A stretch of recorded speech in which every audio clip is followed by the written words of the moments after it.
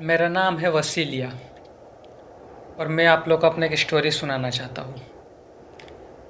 मैं 24 साल का हूँ और मुझे पैसा का बहुत बहुत सख्त ज़रूरत था। मेरे पापा ने पढ़ने के लिए और मेरे को जॉब करने के लिए सिटी में भेजा था। मेरे मम्मी पापा गांव में रहते थे, मैं यहाँ सिटी में एक हॉस्टल में रहता था। तो मेरा जो हॉस्टल था ये शहर के सबसे लास्ट एरिया में था। और समझ लीजिए कि जो मेरा बिल्डिंग था वो तो और लास्ट में था। सामने में एक रेल लाइन था पीछे तरफ, और आगे तरफ समझ लीजिए छोटा सा जंगल टाइप का था और रोड पड़ता था। एक जंगल, एक रोड और पीछे रेल लाइन। मेरा यहाँ आया हुआ 1 साल हो गया था और समझ लीजिए कि मैं यहाँ पर जॉब के लिए आया था और मैं बहुत सारा जगह पे जॉब के लिए रिजेक्ट हो गया था। और समझ लीजिए मेरे पास जितना पैसा था वो भी ख़त्म हो गया था। आई थिंक 1.5 साल हो गया होगा। हाँ, 1 साल 6 महीना के आसपास हो गया होगा। एक मुझे आखिरी मौका मिला एक जगह पे। मैं बहुत मेहनत करता था, मैं बहुत समझ लीजिए पढ़ता लिखता था। समझ लीजिए मैं स्कूल के टाइम से बहुत मेहनत करता था और इस वक्त मेरे एज ज़ाहिर सी बात है, मैंने बोला कि 24 साल के आसपास है। मुझे जो यहाँ पर आखिरी मौका मिला काम का, क्योंकि लगभग मुझे ऐसा लग रहा था कि अब यहाँ पर मुझे काम नहीं मिलेगा और मैं इस कारण से काफ़ी ज़्यादा डिप्रेस था।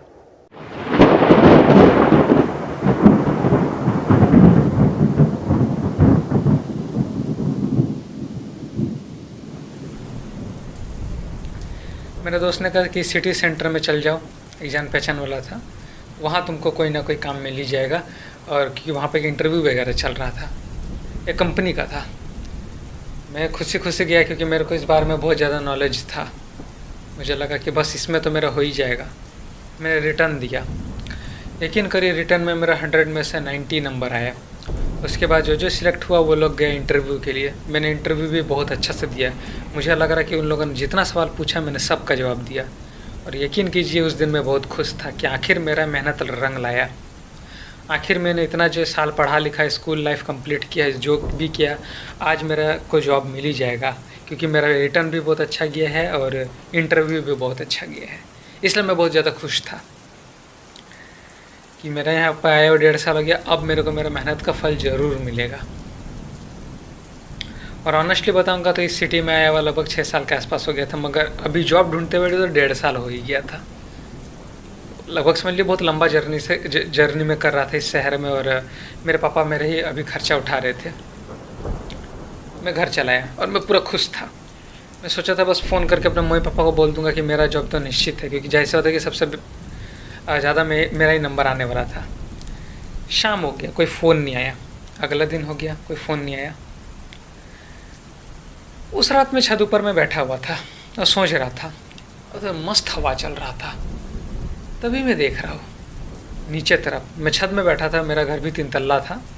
नीचे तरफ जो मेरा जंगल था जिसका ठीक सामने रोड पड़ता था, उस जंगल के आसपास मैं देख रहा हूँ एक क्रीचर खड़ा है। एक काला कलर का पूरा पूरा जिसका पूरा बॉडी काला कलर का है और लंबा लंबा समझ लीजिए उसका नाखून सब है और उसका आँख सब चमक रहा है और उसका हाइट थोड़ा लंबा लग रहा था। उसका बाल एकदम पूरा बिखरा हुआ था सर का और देखने में लग रहा था कोई लड़का है, बट उसका पूरा बॉडी ब्लैक था। बस उसका हाथ देख कर लग रहा था कि उसका नाखून सब काफ़ी बड़ा बड़ा है, उसका उंगली सब भी काफ़ी बड़ा बड़ा है। किसी शैतान की तरह लग रहा था वो। मेरे को समझ में नहीं क्या है। सोचा कि क्या कोई यहाँ पर मेकअप वगैरह करके आया, क्योंकि मतलब यहाँ पर हैलोवीन वगैरह चल रहा है क्या। मैंने उसको ऐसे देखा, मैंने थोड़ा सा हाथ हिलाया और वो मेरे को घूरे चले जा रहा था। मैं 5 मिनट ऐसे ऊपर में बैठ के उसको देखते रहा, वो भी मुझे देखते रहा। फिर मैं इग्नोर करके नीचे चला आया और यकीन करिए मैं सो गया। अगला दिन हुआ, मैं सोचा यार अभी तो मेरे को फ़ोन क्यों नहीं आया। मैं सिटी सेंटर गया। सिटी सेंटर में उसी कंपनी के पास जाके बोला कि मेरा तो इंटरव्यू बहुत अच्छा गया था, मेरा तो सिलेक्शन होने वाला था। इंटरव्यू लेने वाला ने भी कहा था कि तुम सबसे अच्छा दिए हो। तब क्या हो गया, तो बोला कि सर आपका सिलेक्ट नहीं हुआ। मैंने बोला कि ऐसा कैसे नहीं हुआ, मैंने तो सब कुछ सही से दिया था। मैं शॉक में हो गया था कि ऐसा कैसा पॉसिबल है, सब कुछ तो सही हुआ था। तो रिसेप्शन में जो लड़की बैठी थी बोला सर आपका नहीं हुआ है, अब मैं इससे ज़्यादा कुछ नहीं बोल सकती। मेरे को एक जोर से बहुत ज़ोर से झटका लगा और मैं धीरे धीरे चल के बाहर ही आ रहा था। तभी बाहर में कोई बंदा मिला, बोला ए भाई इधर आना, ए मौसी इधर तो आ। मैं बोला कि हाँ। बोला अरे तू पता क्यों नहीं सिलेक्ट हुआ? मैं बोला क्यों? अरे जो तेरे बाद जो एगो लड़का गया था ना, उसने वो जब इंटरव्यू चल रहा था ना तो उसको सामने से 30,000 रुपये दे दिया था। तुम्हारे पास है? एक काम करो अभी भी तुम 40 दे दो तो हो जाएगा तुम्हारा। मैंने बोला 40,000 तो नहीं है, मेरे पापा मेरे को सिर्फ 4,000 रुपये देते, उसी में मेरे को पूरा महीना काटना होता है। बोला तब तेरा नहीं होगा भाई, ये सब जगह पे ऐसे सिस्टम चलता है, कोई मेहनत काम में नहीं आता है। इंटरव्यू लेने वाला को जब तक तुम पैसा नहीं देगा कोई फ़ायदा नहीं है। ये बोल कर चला गया। और उस दिन में उस टाइम मेरा दिमाग एकदम हिल गया। मैंने इतना साल जो मेहनत किया सब बर्बाद हो गया। मैं समझ गया कि पैसा के आगे इस दुनिया में कुछ नहीं है। और एकदम मैं डिप्रेस होके वहाँ से निकला और समझिए मैं पैदल घर आने लगा, टेम्पू से भी नहीं आने लगा। और पूरा रास्ता भर यही सोच रहा था कि अब मैं क्या करूँगा, क्योंकि मेरे को पैसा का सख्त ज़रूरत था। बहुत लंबा टाइम हो गया था, मेरे पापा मेरा बहुत लंबा समय से खर्चा उठा रहे थे। मैं पैदल घर आया, 2.5 घंटा लग गया मेरे को सिटी सेंटर से एकदम घर आते थे, क्योंकि मेरा जो घर था सिटी के सबसे लास्ट में था।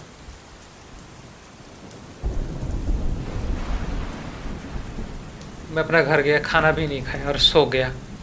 और मेरे को समझ लीजिए कि टेंशन के कारण नींद भी नहीं आया। तब तक शाम हो गया था।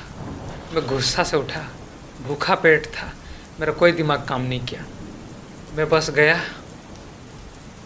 घर के बाहर, मतलब कुछ नहीं किया और समझिए रेल लाइन के पास चल गया। सामने से एक रेल आ रहा था।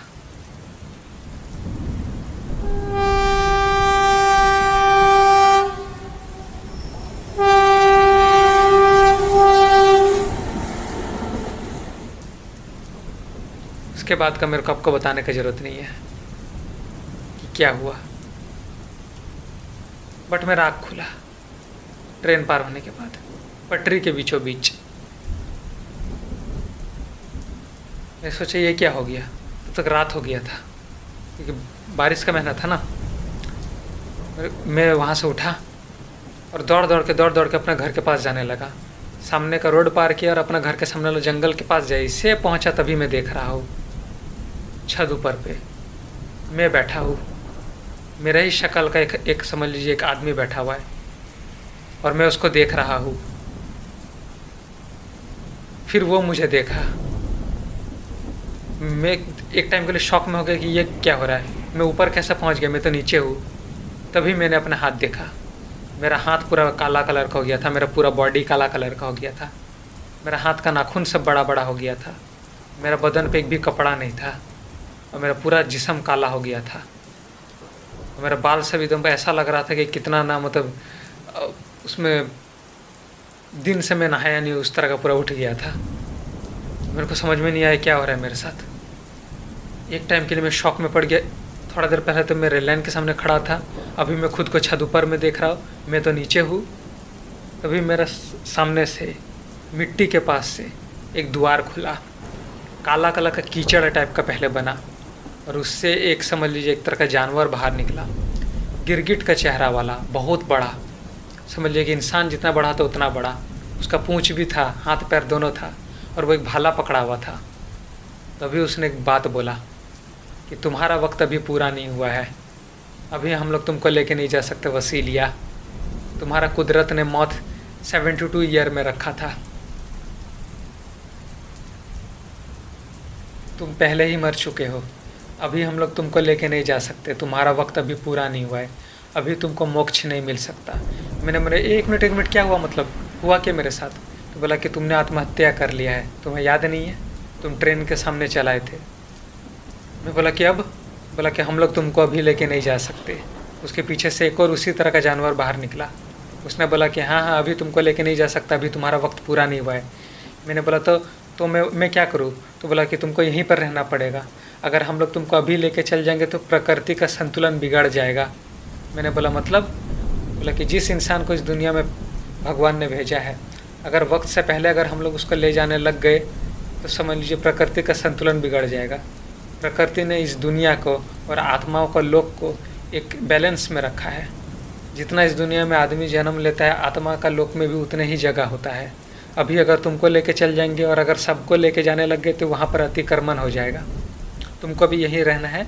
72 ईयर में तुम्हारा मौत लिखा हुआ था, तुम अभी 24 साल के हो, तुम पहले अपना वक्त पूरा कर लो, फिर हम लोग तुमको लेके चल जाएंगे। और वो लोग ये बोल के ज़मीन के अंदर घुस गया। मेरे को समझ में नहीं आ रहा ये मेरे साथ क्या हुआ। इससे अच्छा तो मैं भी जिंदा ही ठीक था। अब मेरे को मुक्ति नहीं मिल सकता जब तक मेरा वक्त पूरा नहीं होगा। मेरे को ऐसे भटकते रहना पड़ेगा, यहाँ वहाँ यहाँ वहाँ। और ये घटना का 2 साल हो गया है। मैं अपने दोस्तों को देख रहा हूँ, सबने परिवार कर लिया। मैं अपना माँ बाप को देखता हूँ बट मैं बात नहीं कर सकता। मैं अकेला पड़ गया हूँ। मैं किसी को यहाँ पर नहीं जानता। और जब तक मेरा वक्त पूरा नहीं होता मुझे मुक्ति नहीं मिल सकता। और इनफैक्ट मैं जिससे प्यार करता था उसको भी मैं देखता हूँ कि वो मेरे याद में हमेशा रोती रहती है। और समझ लीजिए अब जल्दी उसका शादी होने वाला है, बट मैं ज़िंदा ही नहीं हूँ कि उसको कुछ कह सकूँ। इसलिए जो मैं गलती किया आप कभी मत करना। लाइफ में कोई भी प्रॉब्लम हो ये रास्ता मत चुनना, क्योंकि इसके बाद आपको कोई शांति नहीं मिलेगा। इसके बाद आपका परेशानी और बढ़ जाएगा। जीते जी जो करना है कर लीजिए। प्रकृति का संतुलन यही है कि जब तक आपका वक्त पूरा नहीं होता है आपको कोई भी ऊपर लेके नहीं जाएगा। तो उससे अच्छा नीचे में ही रहने में भलाई है। बस मैं यही कहना चाहता हूँ। मैं तो यहाँ पर ऐसे तड़प रहा हूँ, भटक रहा हूँ, आप ये गलती मत करना। अपना हाथ सबको देखता हूँ, अपना जिस्म को देखता हूँ, ये सड़ रहा है यहाँ पर बट मुझे मुक्ति नहीं मिल सकता है। मेरा दांत सब टूट टूट के गिर रहा है बट मुझे मुक्ति नहीं मिल सकता है। मैं जिससे प्यार करता हूँ अब वो किसी और का होने वाली है। मैं तड़पने के अलावा कुछ ही नहीं कर सकता हूँ।